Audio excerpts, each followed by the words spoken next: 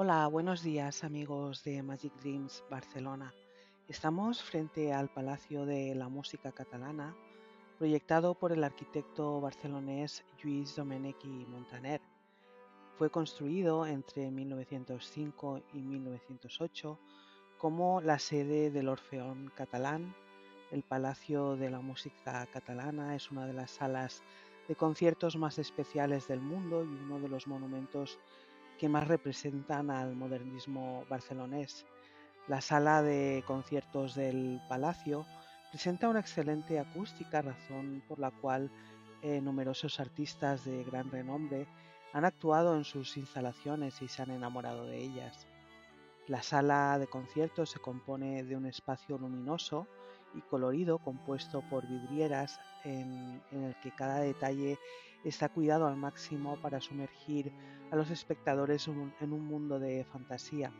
Las columnas del vestíbulo y la fachada están recubiertas de trencadís, fragmentos de cerámica, vidrio o azulejos rotos, popularizado por Gaudí.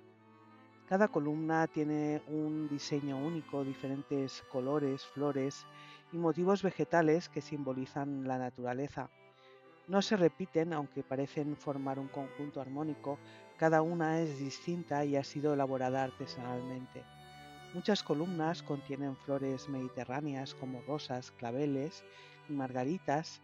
Representan la unión entre la música y la naturaleza del ideal modernista. El arte debe de integrarse con la vida y el entorno natural. Los mosaicos están elaborados en los talleres de Lluís Bru, uno de los mejores maestros del mosaico modernista. Las columnas buscan reflejar la alegría popular como si fueran un ramo de flores de cerámica que recibe a los visitantes. El palacio es un centro cultural vibrante que ofrece una amplia variedad de conciertos, desde música clásica hasta jazz y flamenco. En el 2024 alcanzó un récord histórico de más de 860.000 visitantes, incluyendo más de 600 conciertos y 350.000 visitas turísticas. Además de los conciertos, el Palau ofrece experiencias sensoriales como Ascensia Palau, que combinan aromas, literatura y música para una inmersión única en su arquitectura.